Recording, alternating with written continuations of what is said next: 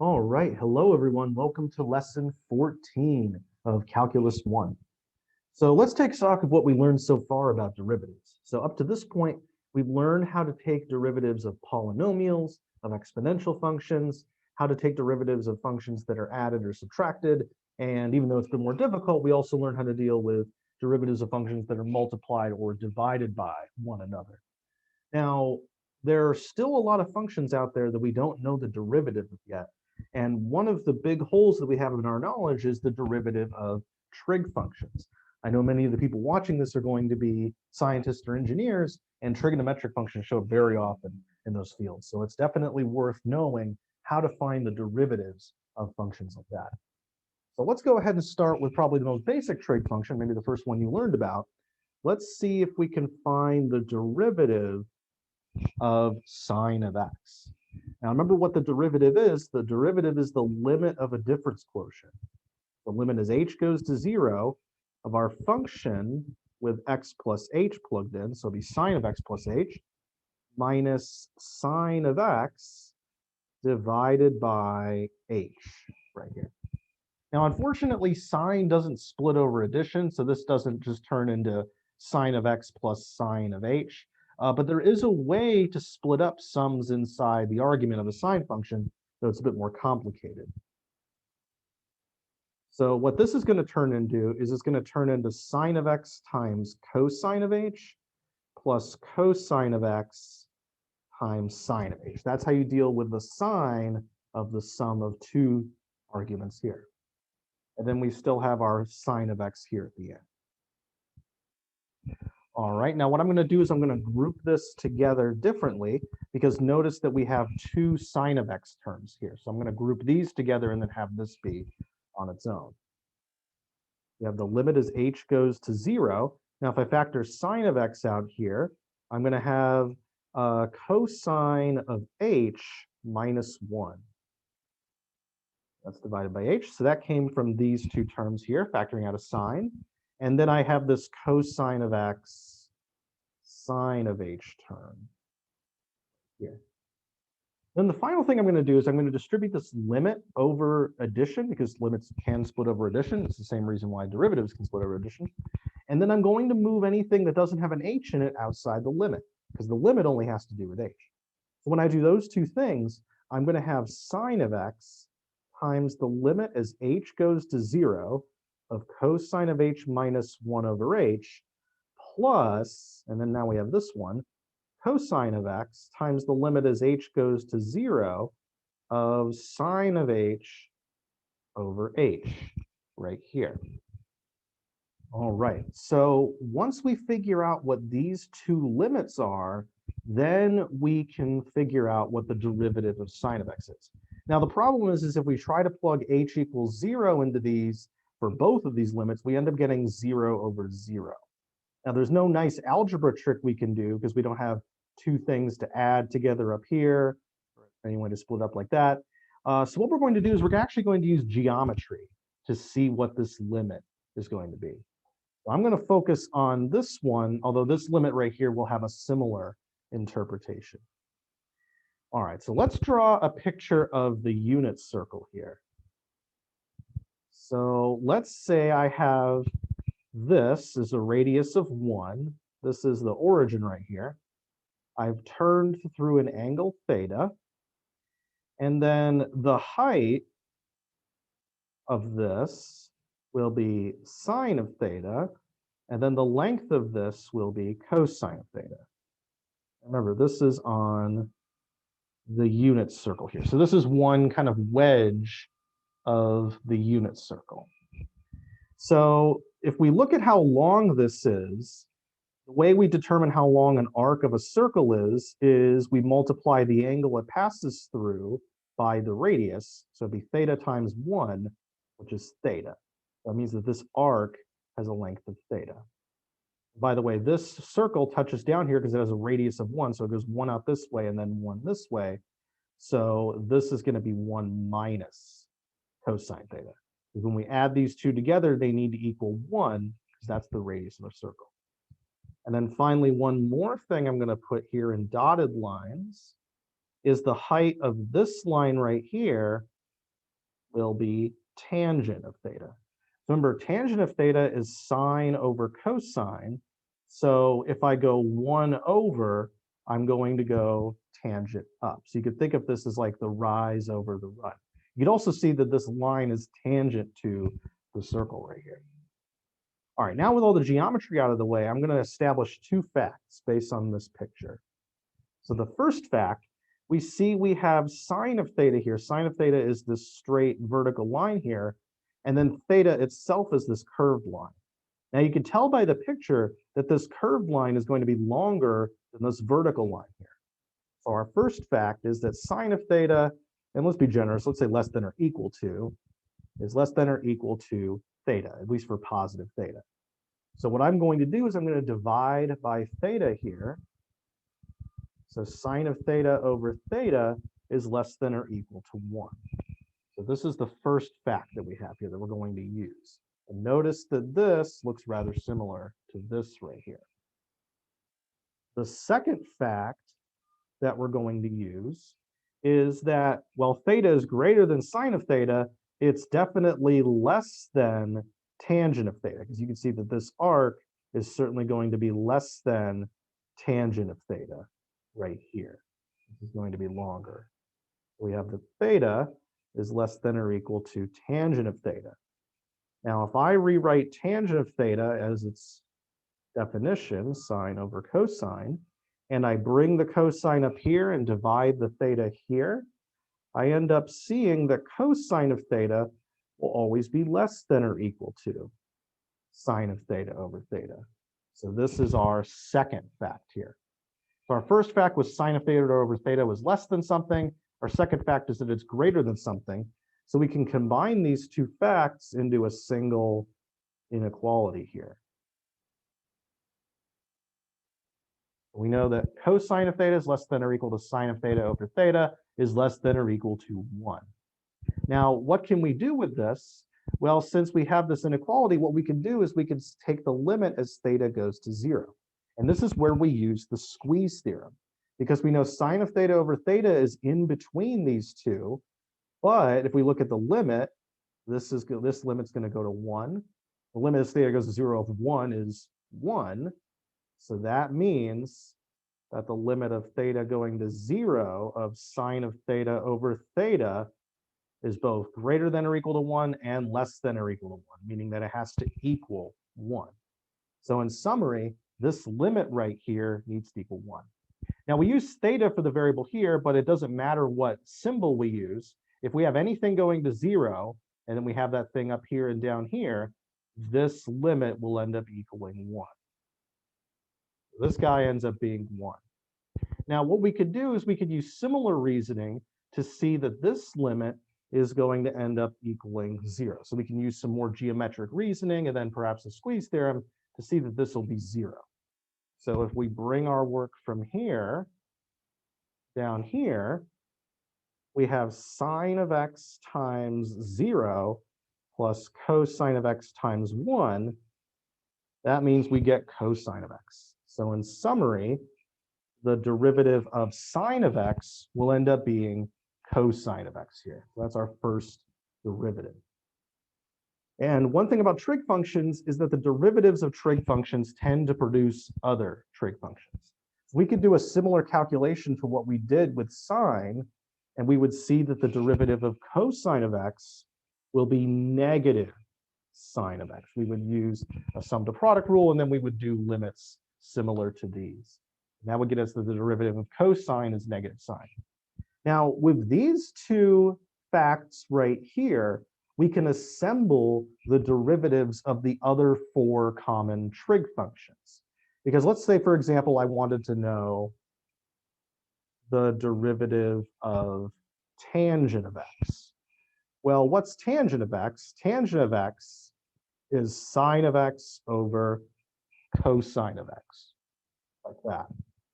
Now, we're doing the derivative of 2 functions divided together, so that means we can use the quotient rule. So if we use the quotient rule on this, we square the bottom. So I'm going to have cosine squared down here. We bring a copy of the original bottom up here. And then we take the derivative of the top. The derivative of sine, as we just saw, was cosine. Then we subtract, and then we leave the top alone and take the derivative of our original bottom, which is negative sine of x by this. So what do we have? Well, we have cosine times cosine is cosine squared. This negative and that negative form a positive, and then we have sine squared here. Okay, now this is very nice because, as we all know, cosine squared plus sine squared has a nice form. It's 1. So it seems like the derivative of tangent is 1 over cosine squared. Now there's another way of writing this. Remember that secant of x, that's defined to be 1 over cosine. So another and probably more common way of writing the derivative of tangent is to say it is secant squared of x. So now we have the derivative of our third trig function. All right, let's go take a look at the derivatives of the ones that we're missing. We see a secant of x here. Why don't we see what the derivative of that will be? And we can use the same reasoning that we used up here to get the derivative of secant. So what is secant? It's the derivative, or it's 1 over cosine. So we're just going to do the derivative of 1 over cosine. So once again, we'll do the quotient rule here. We square the bottom. We bring the original bottom up here. And then we take the derivative of the top. But the derivative of the top, the derivative of the constant function 1, is 0. Then we subtract, and we take the derivative of the bottom, which is negative sine of x, and then we leave the top alone. So we just have a 1 there. So when we simplify this, this is 0. These become positive. We end up with sine of x over cosine squared of x. Now, this is a totally acceptable derivative for secant of x, but it's probably not the one that's most commonly written. The way people usually think of this is they split up the cosine squared into 2 separate pieces, and then they see this as sine over cosine as a tangent, and then 1 over cosine of x as a secant of x. So the derivative of secant is also probably more commonly seen as tangent of x times secant of x, or the other way around, secant times tangent. All right, now I encourage you to maybe do this on your own as some good practice here, but I'll just state what the other derivatives are because you get them in the same way that we got the ones for tangent and secant. The derivative of cosecant is negative cosecant of x times cotangent of x, and the derivative of cotangent of x is negative cosecant squared of x. Now, there's one interesting thing that you could do to help you remember these. The derivative of sine, tangent, and secant are repeated for their coversions, except they flip whether something's a co or a non-co, and they add a negative. So, for example, let's take a look at tangent. The derivative of tangent is secant squared. The derivative of cotangent, we take the secant squared, we change it to its co-forms, we have cosecant squared, and then we put a negative. If we look at the derivative of secant right here, that's secant times tangent. Then if we want to know the derivative of cosecant, we switch these into their co-versions and put a negative. That's the relationship between a derivative of a function and then its coversion. All right, so with all of that being said, let's go ahead and do some examples here. Let's get some practice doing derivatives of trig functions. So for our first example, let's do the derivative of sine of x over 1 plus cosine of x. Right here. So this is almost tangent, but we have this extra 1 down here. Now what we're going to do is we're going to do the quotient rule. So I'm going to square my bottom. I'm going to bring my bottom to the top. And then I'm going to take the derivative of the top. So the derivative of sine of x is cosine of x. Then we subtract, we leave the top alone. So I just leave my sine of x there. And then I take the derivative of the bottom. The derivative of 1 is 0. And the derivative of cosine of x is negative sine of x. Easy to forget that negative. Okay, and then this looks a little bit messy, so why don't we clean this up? We have cosine of x plus cosine squared here, plus sine squared of x. That's what we get from that. Over 1 plus cosine of x squared. All right, and then once again, we see our Pythagorean identity here. So another way of writing this piece is 1. Now, one more interesting fact, which I find rather fascinating, is that we have 1 plus cosine of x here, right? But we have 1 plus cosine of x squared down here. So when we fully simplify, this ends up being just 1 over 1 plus cosine of x, which is rather strange. So effectively, when we did the derivative of this, we just got rid of the sine. So things like that tend to happen with trig functions. So I especially encourage you to try to simplify your answers to your trig derivatives to see if there's anything, any way you can simplify your function, because this is a lot nicer looking than this right here, especially if you're going to use your answer to do something else. All right, let's take a look at another example here. And this one's even more kind of in the same vein as the last one. Let's say I want to do the derivative of sine squared plus cosine squared here. Now, I didn't talk about how to do the derivatives of powers of trig functions. We'll actually get to that in a future lesson, but we don't actually need to know that here. One thing that I might recommend doing is if you can use a trig identity to simplify things, I'd recommend doing that before the derivative. So we all know what sine squared plus cosine squared is. It's going to be 1. And the derivative of the constant function 1 is 0. And that's it. That's the answer to our derivative here. So we don't need to do anything fancy with this, even though this looks a little more complicated. We can instead use a trig identity here. All right, let's get into an example that really tests our derivative skills. This one's going to use all of the rules that we have learned so far. So get ready for this one. We're going to do the derivative of e to the x times sine of x over x plus secant of x. So this is going to use all of our derivative rules that we've learned thus far. All right, so first of all, this is a fraction, so we should probably use the quotient rule here. I'm going to square my denominator. I have x plus secant of x squared. I'm going to bring a copy of my old denominator up top. And then I'm going to do a derivative of the top. Now, in order to do the derivative of the top, I have e to the x times sine of x, right? So when I have two functions multiplied together and I need to do the derivative, I need to use the quotient rule. Or sorry, not the quotient rule, the product rule.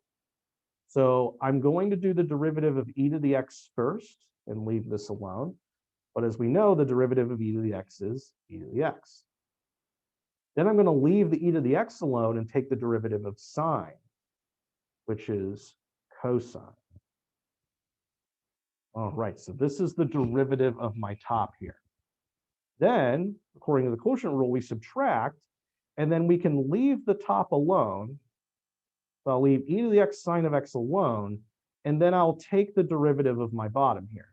Now, the derivative of x is 1, and then the derivative of secant of x is secant of x times tangent of x, as we saw earlier.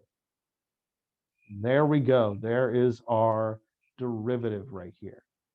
Other than taking an e to the x out of everything, I don't necessarily see this simplifying particularly well. Yeah, I don't think that's going to work out very well. So let's just leave our answer like this here. Although you are welcome to FOIL this out. Maybe there is a simplification there that I didn't see. But this is a great example. Make sure you really understand this example right here, because this has used all of our derivative rules: the sum, the product, the quotient rule, derivatives of polynomials, exponentials, and then trig functions as well. This is an excellent example right here. Okay. I want to do some examples of limits. So that limit that we did earlier, the limit as x goes to 0, or theta, or whichever variable you like, of sine of x over x equaling 1, this is a particularly important limit, and this limit will show up from time to time. Though it may show up in a form that that doesn't quite look like this, but we can still use this right here. So I want to go over a few examples of using this limit here. For our next example, I want to do the limit as x goes to 0 of sine of 6x over x right here. Okay, now you might be like, okay, well, these two are going to 0, and that gives us 1, and then these two are still going to 0, even though there's a 6 there. So wouldn't this just be 1? Well, the catch is with this limit is that these need to be exactly the same thing and going to 0. All right, so we need a 6x down here. Now we can do that. We can put on the bottom a 6. We can stick a 6 down here, so long as we're also willing to put a 6 on top, because at any time those could just cancel out and get us back to where we were. So I'm going to put a 6 down here in exchange for putting a 6 up here. Now this 6 has nothing to do with x, so I'm going to move it out of my limit as a constant. So then I have sine of 6x over 6x. All right, now you don't really need to do this step here, but this is technically what's going on. What we do is we make a new variable. So I'm going to call it y. I'm going to say y is equal to 6x.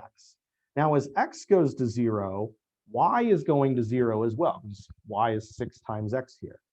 So this limit ends up being 6 times the limit as y goes to 0 of sine of y over y right here. This is just acknowledging that the thing on the top and bottom are the same, so then we can go ahead and use this limit here.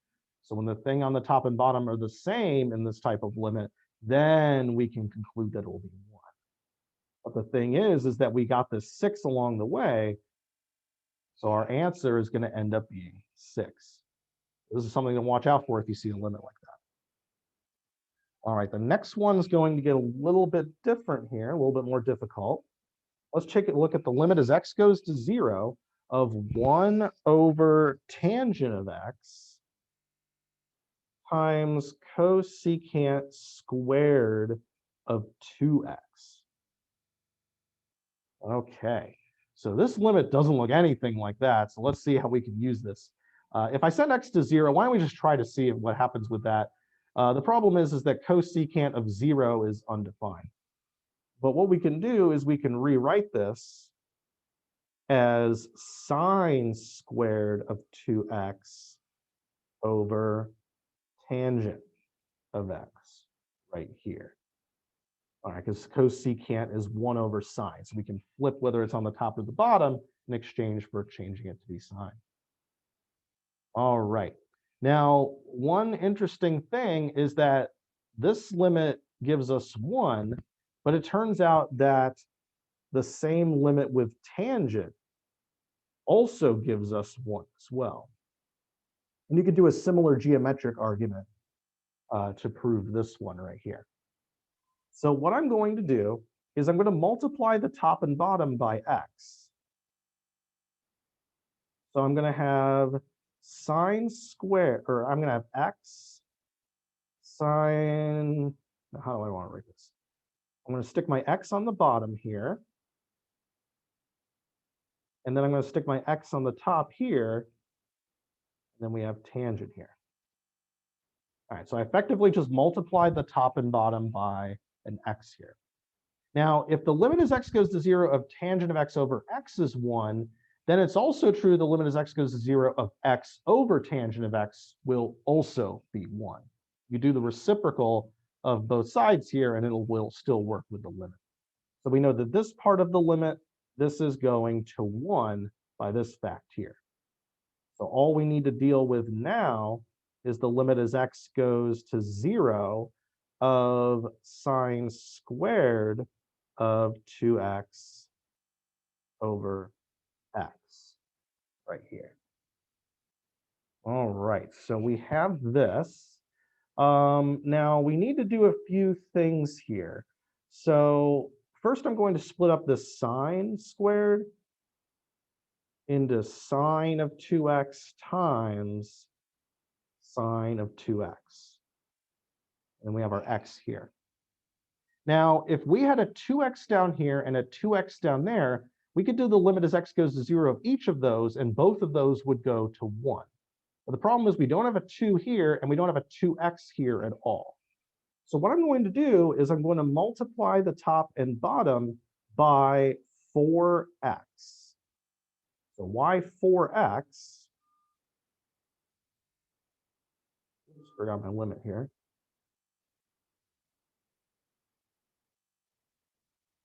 So 4x sine of 2x sine of 2x. Now, putting a 4x here provides a 2 for this, and then it provides a 2x for this right here. So that's why I did that. So if we discount the x we already had, 2 times the 2x will give us the 4x that we have up there. Now I'm ready to send x to 0. And since the top and bottom here are the same and they're both going to 0, the limit of this piece will be 1. The limit of this piece will be 1, but then we have this 4x left over here. So what's going to happen with this? This part is going to 0. So we did all of this work just to end up getting 0 for this limit right here. Kind of feels unsatisfying, but that's how this ended up working. The moral of the story is don't feel, with these types of limits, you need to stick things on the top and bottom to turn it into limits that look like these, or at least the reciprocals. All right, I want to do one final limit example, and this one will be a bit different from the others. I want to take a look at the limit as x goes to pi of sine of x over x minus pi. So now that we've learned all of these derivative rules, it's really tempting to forget about the limit definition of the derivative. Because as we saw, doing those limits ends up taking a lot more time and effort than using the new convenient rules we've learned about. But sometimes knowing that these limits are a derivative can help us evaluate the limit itself. What I'm going to do is I'm going to change this limit in a kind of surprising way. So I have x minus pi, I have sine of x here, and I'm going to subtract sine of pi. Now, why can't I just put that there? Well, if we remember our unit circle, sine of pi is equal to 0. So there's no problem with subtracting 0 up there. That's not going to change anything. And then look and see what we have here. If our function is sine of x, then this is none other than the limit as x goes to pi of f of x minus f of pi over x minus pi. So we have sine of x in place of our f. Now this, as you may remember from a few lessons ago, is none other than f prime of pi.